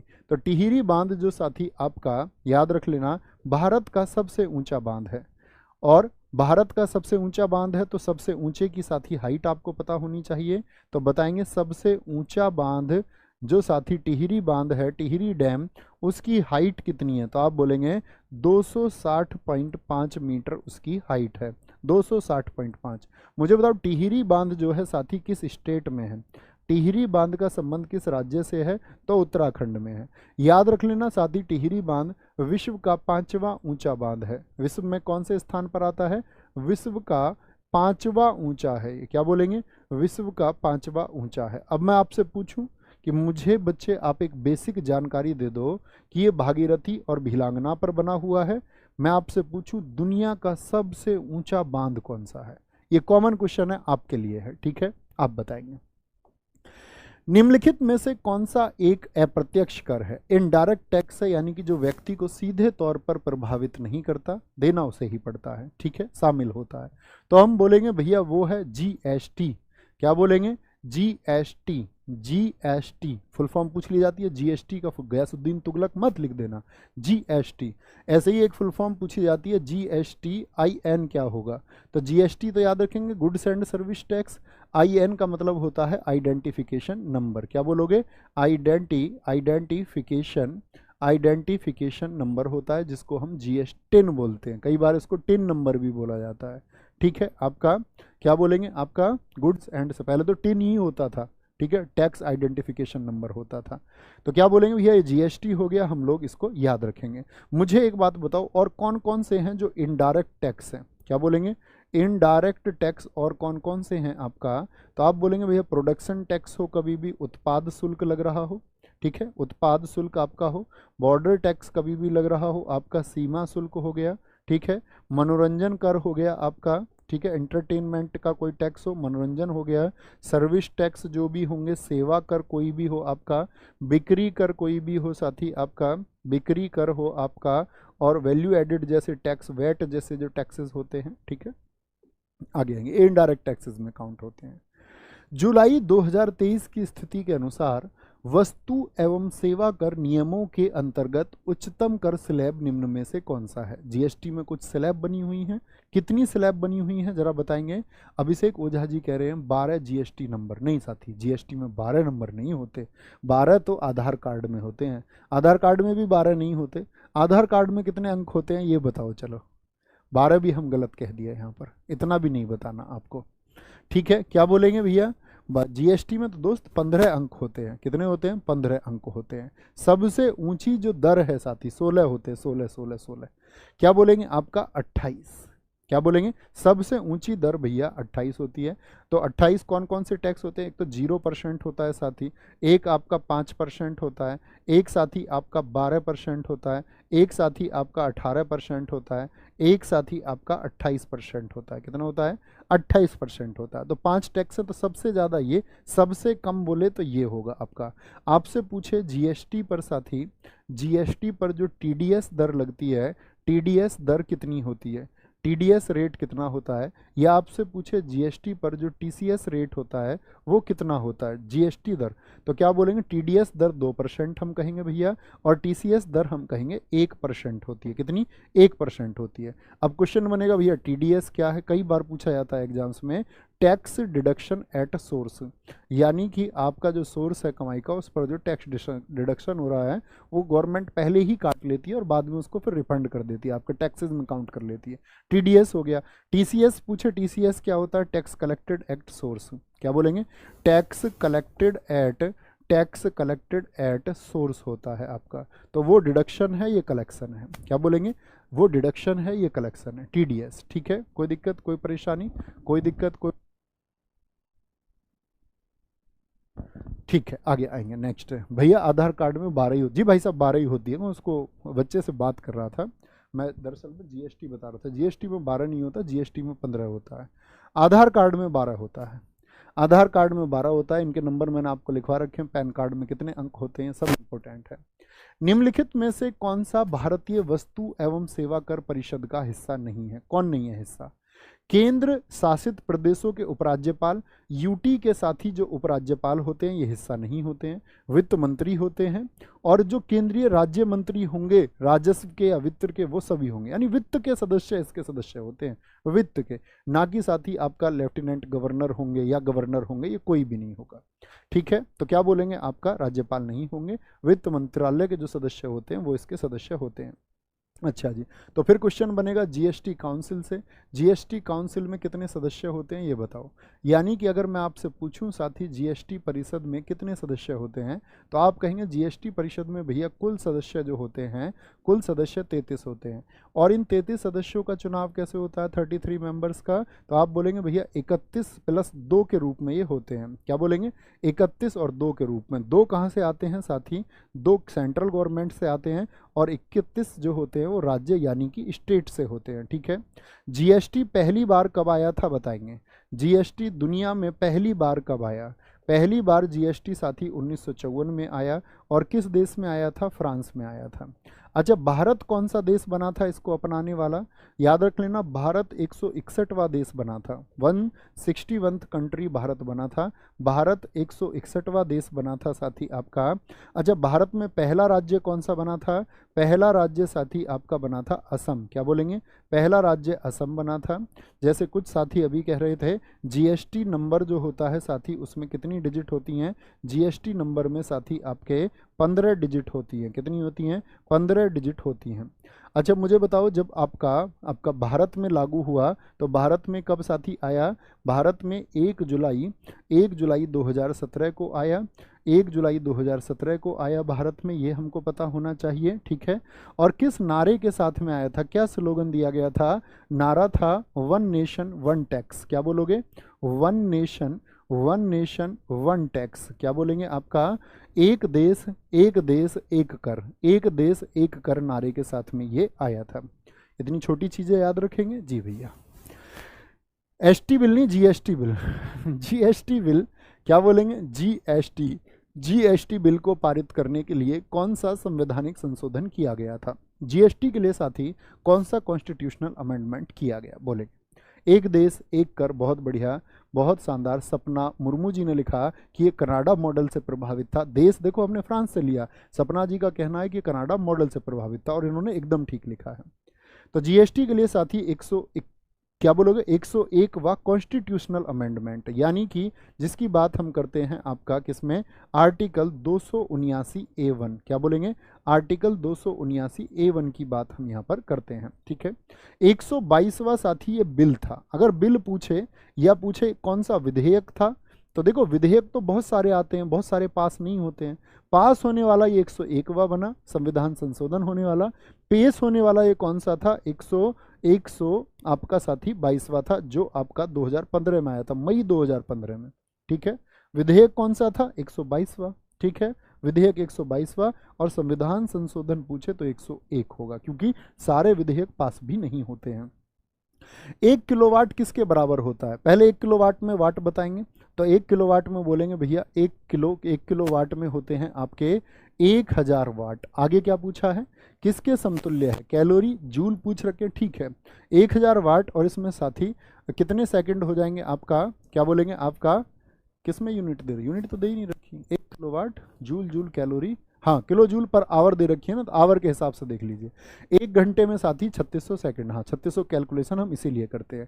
तो इसको हम बोलते हैं 3.6, यहाँ से 3 जीरो, यहाँ से 3 जीरो, यानी 10 की घात 6 जूल बन जाएंगे। या इसी को साथी हम एग्जाम में अगर लिखा मिले 36 गुणा 10 की घात 5 जूल, हम इसको कह सकते हैं। अब मुझे बताओ जो ये किलोवाट घंटा यहाँ पर निकल के आया, तो किलोवाट घंटा साथी ये किसकी इकाई है, किलोवाट घंटा किसकी इकाई है, तो किलोवाट घंटा ये साथी आपका क्या बोलेंगे, एनर्जी अर्थात भैया ऊर्जा की इकाई है, ऊर्जा की। ठीक है। और विद्युत ऊर्जा को तो ऐसा ही मात्रक आप जानते ही हैं, जूल होता है। जल वाष्प के पुनः जल में रूपांतरण होना, एक बार भाप बन गई जल वाष्प यानी कि वेपर बन गया, और उस वेपर को फिर से लिक्विड में बदल रहे हैं। यानी कि मैं कहूं कि जो गैस बन चुकी है उसको वापस से द्रव में आप बदल रहे हैं, तो गैस को साथी लिक्विड में बदलना ये क्या कहलाता है, इसको बोलते हैं कंडेंसेशन। कंडेंसेशन इसको कहते हैं। वाष्पीकरण क्या होता है साथी, क्या होता है, जो लिक्विड है यानी कि जो द्रव है वो गैस में कन्वर्ट हो रहा है, ये आपका वाष्पीकरण है। फ्रीजिंग पॉइंट क्या होता है, फ्रीजिंग होता है आपका जो साथी लिक्विड है यानी कि जैसे पानी है और उसको आइस में बदल दें, लिक्विड को सॉलिड में अगर चेंज करें तो आपका क्या होगा, वो हिमीकरण होता है। और ऊर्ध्वपातन बताओ भैया, ऊर्ध्वपातन में मैं एक खाली स्थान छोड़ूंगा। सॉलिड जो होता है, सॉलिड किस में कन्वर्ट हो जाता है, घर में आपने देखा। ऊध्र्वपातज जो साथी सब्लिमेशन प्रोसेस को दिखाते हैं, जैसे अमोनियम क्लोराइड हो गया आपका, कपूर आप देखते हैं पूजा के खाने में, NH4Cl बोल दें आप या कपूर बोलें, वो ठोस से जल के कभी पिघलता है, वो सीधे गैस में बदलेगा। तो सब्लिमेशन प्रोसेस कहता है सॉलिड टू डायरेक्टली गैस, ठीक है, सॉलिड टू गैस। आधुनिक आवर्त सारणी के किस वर्ग में हैलोजन को स्थापित किया गया है? 18वां मैंने आपको बताया था इनर्ट गैसेस बोलते हैं, क्या बोलेंगे? 18वां जो ग्रुप था हेमा, नीना और करीना, ये कौन थी साथी? इनर्ट गैसेस थी। इनर्ट गैसेस थी यानी कि आपका अक्रिय गैस थी। कौन सी थी ये भैया? अक्रिय गैस थी, अक्रिय गैस। अभी पूछ रहा है आपसे हैलोजन कौन से होंगे, तो हैलोजन कौन से होते हैं? 16वें, 18वें, पहलवे या आपका 17वें, पहलवे नहीं पहले, तो क्या बोलेंगे? 17वें ग्रुप को कहते हैं, जो साथी पी ब्लॉक का एक ग्रुप होता है, पी ब्लॉक का एक ग्रुप होता है। और इसमें कौन कौन से आते हैं? एक तो आता है आपका साथी फ्लोरीन, बोलो जरा कौन कौन से आएंगे? ईन वाले आते हैं इसमें। फ्लोरीन आता है आपका, क्लोरीन आता है, क्लोरीन आता है, ब्रोमीन आता है, ब्रोमीन आता है, आयोडीन आता है। फिर कल बाहर आई। हमारे गुरुजी ने हमको कैसे याद कराया था? क्या बोला था उन्होंने? फिर कल, फिर कल, फिर कल बाहर आई, ठीक है। एक एस्टाटीन इसमें होता है साथी आपका, एस्टाटीन, जिसको एटी के द्वारा हम दिखाते हैं, एटी के द्वारा। एक साथी आपका टैनिन सिने होता है इसमें, क्या बोलेंगे? टैनिन, टैनिन सिने बोलते हैं उसको, टैनिन सिने, जिसको TS के द्वारा दिखाते हैं, वो इसी में होता है, ठीक है। 18वां मैं आपको बता ही चुका साथी। पहला मैं आपको बता चुका। पहले में कौन है बताएंगे आप लोग? क्या बोलेंगे? पहले में कौन है साथी आपका? हेलिना के रब सजे फ्रांस में लिथियम, वो क्षार धातु हैं सारी की साथी, क्या है आपकी? क्षार धातु हैं। 16वें में क्या होते हैं? 16वें में होते हैं चाल्कोजेंस, जिनको काल्कोजेंस भी हम बोलते हैं, चाल्कोजन धातु। और चाल्कोजन धातु कौन सी है आपका? चाल्कोजन ग्रुप कौन सा होता है साथी? अभी SSC CGL प्रीलिम्स 2023 में पूछा गया, चाल्कोजन कौन से ग्रुप में? तो 16वें के हैं। और इसमें कौन सा होता है? इसलिए चाल्कोजन को हम बोलते हैं ऑक्सीजन ग्रुप। क्या बोलते हैं इसको? ऑक्सीजन ग्रुप कहते हैं, क्योंकि इसमें ऑक्सीजन वाले सारे आते हैं। जैसे कि एक ऑक्सीजन हो गया, इसमें ऑक्सीजन आता है। ऑक्सीजन के बाद में कौन आता है? इसमें सल्फर आता है। कौन आता है? सल्फर आता है आपका। एक साथी इसमें फिर सेलेनियम आता है। कौन आता है? सेलेनियम आता है। फिर इसमें टेलुरियम आता है। कौन आता है? टेलुरियम आता है। और फिर इसमें पोलोनियम आता है। क्या आता है? पोलोनियम आता है। ऑक्सीजन O हो गया, सल्फर S हो गया, सेलेनियम आपका SE हो गया, टेलुरियम TE हो गया, और आपका पोलोनियम आपका P हो गया, ठीक है। क्या बोलते थे हम इसको? ओ से तो पो, क्या बोलेंगे? ओ से तो पो, ऐसे याद रखते थे। कोई दिक्कत, कोई परेशानी? बहुत बढ़िया, सौम्या सिंह जी ने पहले ही कह दिया, शुभम भाई का उत्तर भी पहले आता हुआ। तो 16वां क्या है? चल। और 17वां क्या है? फल, फ्लोरीन वाला ग्रुप है। पहले चल आएगा, 16 में क्या है? चल। और 17 में क्या है आपका? फल। और 18 में क्या है आपका साथी? 18 में क्या है आपका? अक्रिय गैस, ठीक है। चल, फल, अक्रिय गैस। आगे आएंगे, गलती नहीं करनी। दूसरे आवर्त के तत्वों को हम क्या कहते हैं? हम लोग जानते हैं साथी, समूह कितने, खड़े हुए ग्रुप्स कितने, कॉलम कितने होते हैं? कॉलम भैया मैंने आपको बताए थे 18, तो उसको तो बोलते हैं समूह।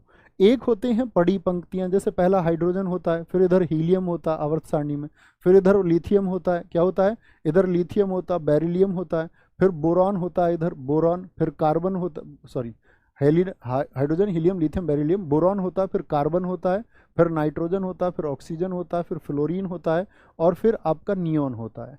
तो ये दूसरा वाला आवर्त है, ये पहला वाला आवर्त है। तो पहले में तो ये 2 ही होते हैं, दूसरे में कितने होते हैं आपका? 2, 2, 2, 4, 2, 6, 2, 8 होते हैं, ठीक है। 2, 2, 4, 2, 6, 2, 8 तत्व होते हैं। और दूसरे आवर्त को हम बोलते हैं ब्रिज एलिमेंट्स। क्या बोलते हैं इनको? हम इनको साथी हम ब्रिज एलिमेंट्स कहते हैं। क्या बोलेंगे? हमेशा दूसरे आवर्त के तत्वों को हम क्या बोलते हैं? ब्रिज एलिमेंट्स बोलते हैं। बहुत सारे साथी कह रहे ट्रांजिशन संक्रमण गलत हो जाएंगे, ब्रिज बनाते हैं।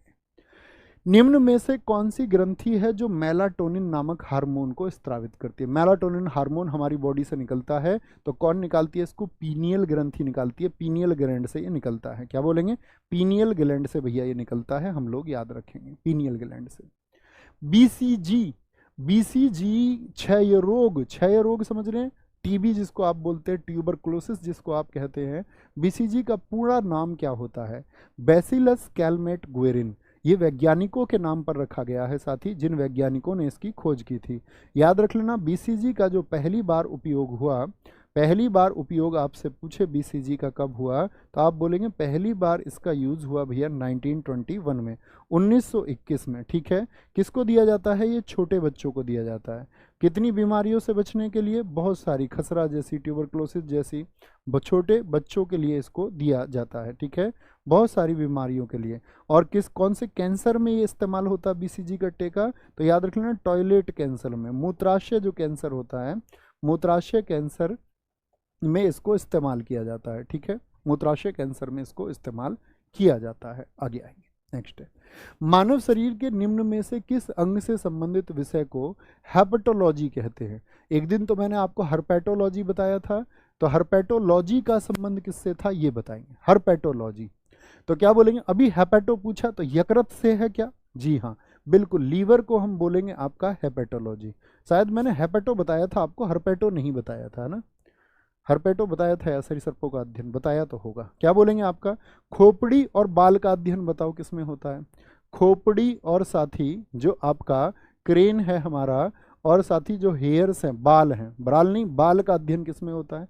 किडनी का साथी, जो किडनी का अध्ययन किसमें होता है आपका? यानी वृक्क, किडनी बोलते हैं। तंत्रिका तंत्र जिसको न्यूरॉन सिस्टम हम बोलते हैं, तंत्रिका तंत्र अर्थात न्यूरॉन सिस्टम का किसमें इलाज होता है? हार्ट का बताएंगे, हार्ट का साथी जो अध्ययन होता है वो किसमें होता है? ब्लड का जो साथी, रक्त का जो अध्ययन होता है वो किसमें होता है? तो खोपड़ी को क्या बोलेंगे आपका? ट्राइकोलॉजी बोलते हैं इसको, ट्राइकोलॉजी होगा आपका। किडनी का साथी जो होता है वो नेफ्रोलॉजी होता है, और विशेषज्ञ को क्या बोल देंगे? नेफ्रोलॉजिस्ट बोल देंगे। नेफ्रोलॉजी हो जाएगा, क्या हो जाएगा? नेफ्रोलॉजी हो जाएगा, नेफ्रोलॉजी। तंत्रिका तंत्र के अगर हम बात करें, न्यूरोलॉजी होगा, क्या होगा? न्यूरोलॉजी होगा साथी। हार्ट का अगर हम बात करें, कार्डियोलॉजी, क्या बोलेंगे? कार्डियोलॉजी होता है। क्या होता है? कार्डियोलॉजी होता है। और रक्त का जो होता है साथी वो हेमेटोलॉजी होता है। क्या होता है? हेमेटोलॉजी होता है। किसका? रक्त का, हेमेटोलॉजी होगा। आज के साथी 37वें प्रश्न पर आते हैं। हाल ही में कहाँ के प्रसिद्ध सांझी क्राफ्ट को जीआई टैग मिला है? पहले तो जीआई का फुल फॉर्म लिखना। जीआई टैग जो होता है, इसमें जीआई का फुल फॉर्म क्या होता है? तो क्या बोलेंगे भैया? जियोग्राफिकल इंडिकेशन होता है। क्या होता है? जियोग्राफिकल इंडिकेशन होता है, जिसको हम हिंदी में भौगोलिक संकेतक भी कहते हैं। तो ये किसी जगह के भौगोलिक संकेत को दर्शाता है। और सांझी क्राफ्ट कहाँ की है जिसको जीआई टैग मिला है? मथुरा, यूपी की है। अयोध्या में किसको जीआई टैग मिला था अभी? भैया बेसन लड्डू नहीं भूलेंगे। क्या बोलेंगे? बेसन लड्डू। ठीक है। और काशी की कौन सी बर्फी थी जरा बताएं? काशी की भैया तिरंगा बर्फी थी। क्या बोलेंगे? काशी की तिरंगा बर्फी थी आपका, जिसको जीआई टैग मिला था। ठीक है, ये याद रखेंगे। अच्छा मुझे बताइए, सबसे ज़्यादा जीआई टैग किस राज्य के पास है? सबसे ज़्यादा जो जीआई टैग अभी वर्तमान में सबसे ज़्यादा सबसे ज़्यादा जो टैग हैं वो किसके पास हैं? सबसे ज़्यादा टैग यूपी के पास हैं। पहले 69 थे, अभी 5, आपका 5 नहीं 6 बढ़े। कितना हो गया आपका? 69 6 75 टैग्स हो गए। सेकंड पे साथी आपका तमिलनाडु अब आ गया है, जिसके पास 58 टैग्स है। क्या है? 58 टैग्स हैं। मुझे बताओ, जीआई टैग के लिए एक्ट पहली बार कब आया था? जीआई टैग के लिए साथी एक्ट कब आया था? एक्ट बोलेंगे 1999 में आया।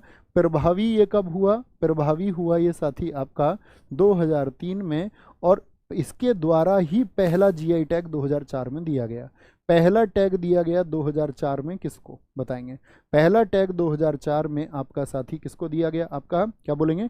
दार्जिलिंग चाय को दिया गया। किसको? दार्जिलिंग चाय। कहाँ की है दार्जिलिंग चाय? दार्जिलिंग चाय 2004 में वेस्ट बंगाल की, जिसको जीआई टैग दिया गया। मुझे बताइए साथी, जीआई टैग जो कितने वर्षों के लिए होता है?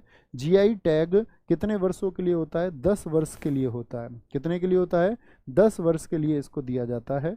और साथी अगर हम बात करें, जीआई जो साथी पेटेंट होता है वो कितने वर्षों के लिए होता है? जीआई पेटेंट वो 20 वर्ष के लिए होता है। तो टैग तो मिलेगा 10 साल के लिए, लेकिन उस चीज़ का पेटेंट कि ये इस राज्य के नाम से जानी जाएगी, वो पेटेंट 20 वर्ष के लिए होता है। ठीक है, आगे आएंगे साथी, आगे आएंगे। नेक्स्ट है जी, हाल ही में उत्तर प्रदेश में कहाँ पर सेरीकल्चर मेले का, सेरीकल्चर का संबंध किससे है जरा बताएं? सेरीकल्चर भैया आपका रेशम उत्पादन से है। किससे है? रेशम उत्पादन से है। सेरीकल्चर का संबंध किससे है? रेशम से है आपका। तो ये कहाँ पर आपका गोरखपुर में साथी इस मेले का उद्घाटन किया गया। अगर हम यूपी की बात करें हाल ही की, तो यूपी से साथी याद रख लेना, फैमिली आईडी पोर्टल कहाँ पर लॉन्च हुआ? Family ID portal, family ID portal UP में लॉन्च हुआ आपका। दूसरा साथी, यूपी गवर्नमेंट ने क्या कर दिया है आपका, इलेक्ट्रिक वाहनों पर क्या कर दिया गया है, छूट दी है। किस तरह की छूट? इलेक्ट्रिक व्हीकल कोई खरीदता है तो उस पर क्या होगा साथी, रोड टैक्स, रोड टैक्स और रजिस्ट्रेशन जो टैक्स होता है वो क्या रहेंगे, अब रजिस्ट्रेशन जो टैक्स होते हैं ये दोनों ही साथी अब फ्री होंगे। क्या होंगे? ये दोनों ही फ्री रहेंगे, ना तो रोड टैक्स ना registration tax. Family ID portal याद रखेंगे। गीता प्रेस कहाँ पर है? गोरखपुर में है। हाल ही में भारतीय रेलवे ने किस राज्य में 100% रेल विद्युतीकरण हासिल किया है? 100% रेल विद्युतीकरण हासिल किया है। किसने किया है ये? असम ने, हरियाणा ने, साथी राजस्थान ने, या फिर मध्य प्रदेश ने।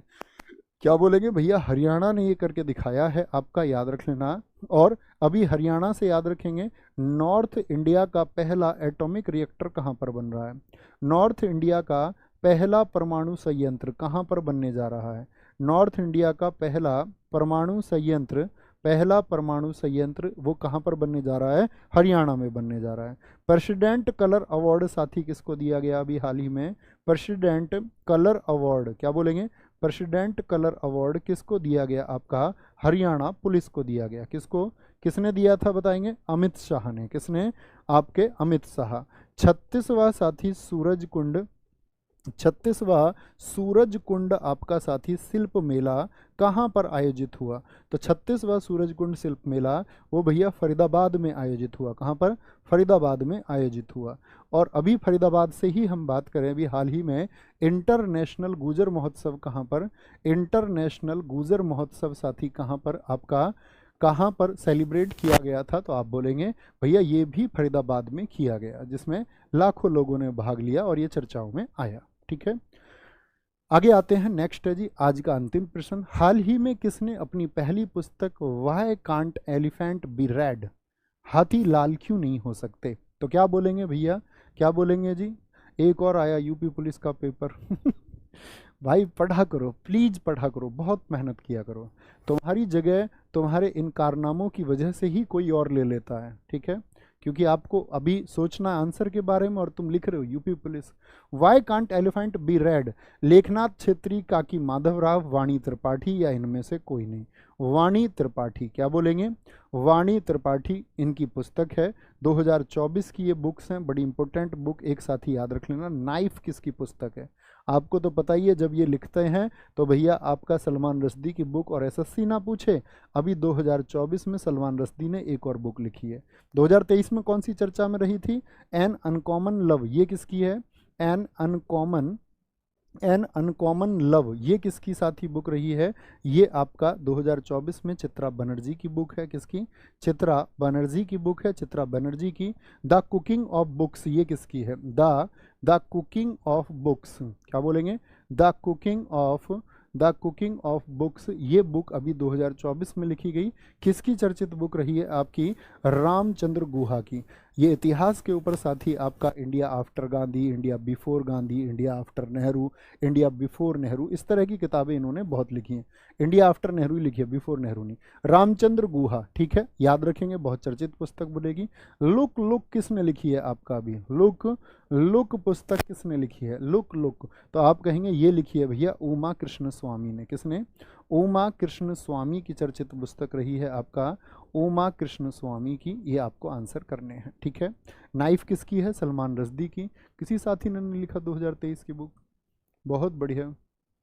चलो कोई नहीं, क्या बोलेंगे? नाइफ सलमान रश्दी की, अनकॉमन चित्रा बनर्जी की, the cooking of books Ramchandra Banerjee, और लुक उमा कृष्ण स्वामी की रही है। आज की कक्षा हमारी यहीं साथी समाप्त होती है और आज हम आपको होमवर्क दे देते हैं। मैं हमेशा की तरह आप लोगों से यही रिक्वेस्ट करता हूं कि आप इस होमवर्क के बारे में रिसर्च किया करो। तमिल लेखक पेरुमल मुरुगन ने किस पुस्तक के लिए साहित्य का 2023 का जेसीबी पुरस्कार? तो आपकी दो रिसर्च बन गई। जेसीबी पुरस्कार जो कि भारत में सबसे बड़ी राशि का 25 लाख रुपए इसमें दिए जाते हैं, 2018 में शुरू हुआ था। ठीक है, बड़ा इंपॉर्टेंट है, उसके बारे में पढ़िए और रिसर्च कीजिए, बहुत शानदार है। ठीक है, बहुत बढ़िया। और अब वह, बहुत सारे साथियों ने अब लिखा है कि 2023 में उन्होंने विक्ट्री सिटी लिखी थी तो बहुत चर्चित थी। बहुत गजब, बहुत शानदार। तो सुनो ध्यान से, एक मलाल तुमको भी उम्र भर रहेगा। एक मलाल तुमको भी उम्र भर रहेगा कि मान जाना चाहिए था। और एक मलाल हमें भी उम्र भर रहेगा कि तुमको मना ना सके। तो ख्याल रखिए अपना बहुत सारा। मिलते हैं साथी आपका कल अर्थात सैटरडे को। बस यूं ही ये कारवां चलता रहेगा और यूं ही हम छा जाएंगे। ख्याल रखेंगे। जय हिंद, जय भारत, जय मां सरस्वती। थैंक यू, नमस्ते, सबको बहुत सारा प्यार।